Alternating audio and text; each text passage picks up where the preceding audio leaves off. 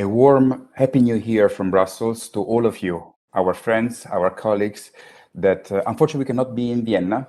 You have all my commitment and the one of the Euromoney that we will try to be back in Vienna in September for the Euromoney conference. So we will have the chance to have a Wiener Schnitzel all together for sure in September. The ECBC team and the Euromoney team are doing as much as is possible in this condition to secure that the community will be together. We have a busy agenda in front of us, and we hope that we will be able to do our events in North America, in Asia this year. And we are working together with our friends in Greece to organize potentially a plenary meeting around the end of April.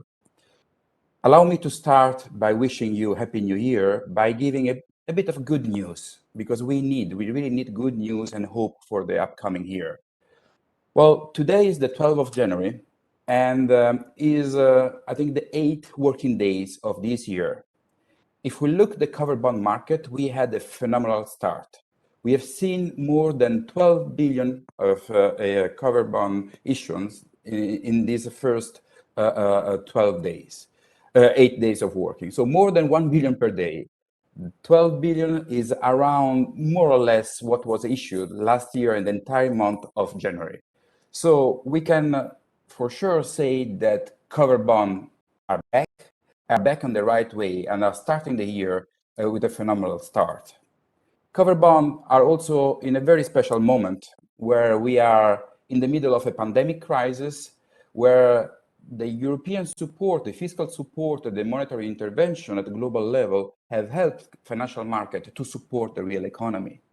We have seen that the strong support of countries and European institutions has allowed so far to manage the pandemic crisis in the most decent possible way. Let's look at the covered bond directive. Let's define what is a covered bond directive. The covered bond directive is the tentative of the European institution to shrink the covered bond product in the new financial architecture of Europe. The covered bond box has been put exactly at the center of the financial infrastructure of Europe between banking union and capital markets union. I will explain to my kids that the covered bond directive is a way to protect a national taste and giving also international harmonization of the product. It's like giving the chance to an investors to taste a good dish of pasta, a good pierogi, a good dish of a German codfish or a Danish herring without having a stomachache, without having a surprise. That is the covered bond directive. So trying to find the right balance between national characteristic and national touch and a European and why not an international standardization. We don't want to become a Big Mac. We want to defend national touch, and that was exactly the spirit of the covered bond directive.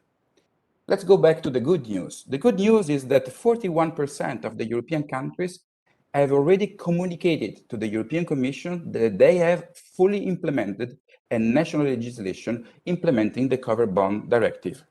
Those countries, Cyprus, Denmark, France, Germany, Hungary, Ireland, Italy, Latvia, Luxembourg, Slovenia, and Spain, have done completely the homeworks and are ready to support the implementation of this new framework in their countries. We have 4 countries who have partially communicated the implementation to the European Commission. They have still few homeworks that have to be done, and the rest, the 12 missing countries, are working very hard to finalize the implementation. The ECBC is working very hard with those countries. We are making sure that there is a transfer of intelligence. We want to secure this idea of keeping harmonization while maintaining a special national taste. This is what we are doing at ECBC. We have a specific task force. Frank Will is doing a fantastic work in securing this kind of a strange balance that we have to find in Europe. We are also working with our friends at global level to make sure that the covered bond directive will be a benchmark when implementing covered bond legislation outside of Europe.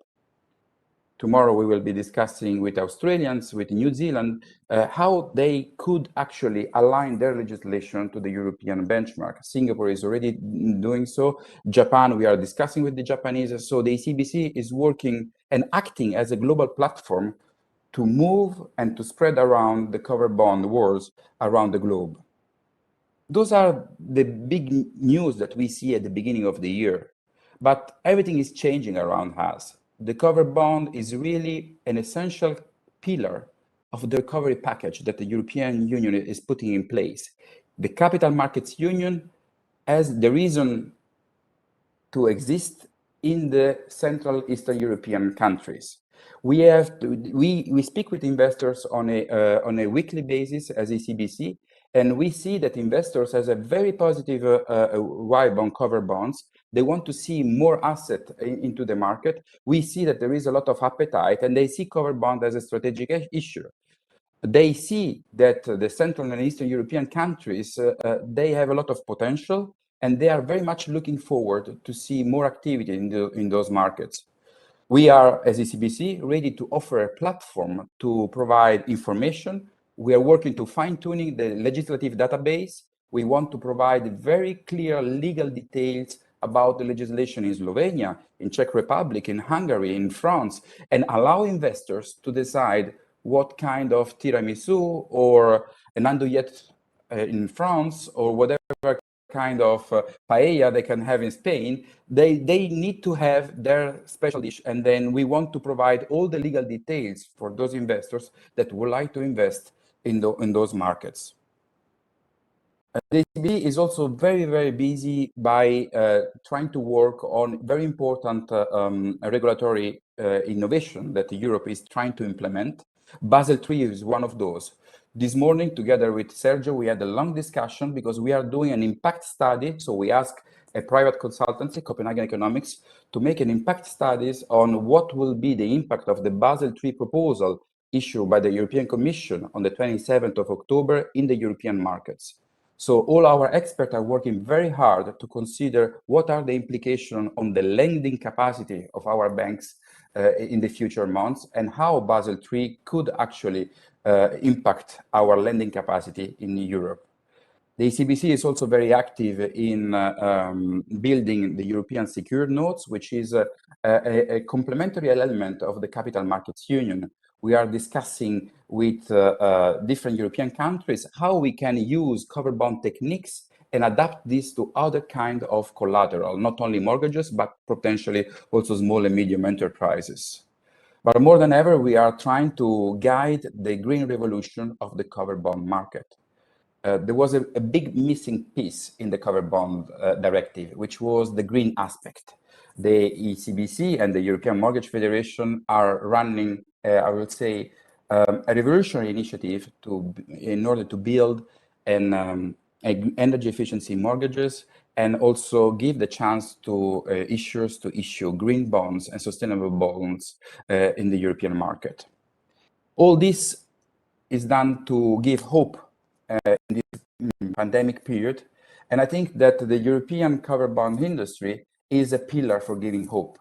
In the covered pool, we don't have only assets, we don't have loans, but probably we have the hope of millions of families that would like to give a better future to their kids.